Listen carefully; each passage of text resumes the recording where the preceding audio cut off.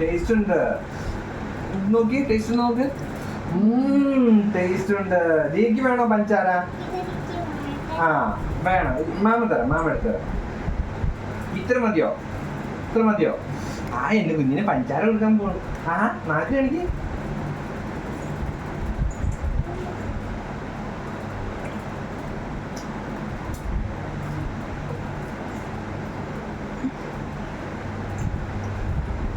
ഇഷ്ടായോ? ഇനി വേണോ? സ്പൂണോട് നോക്കി.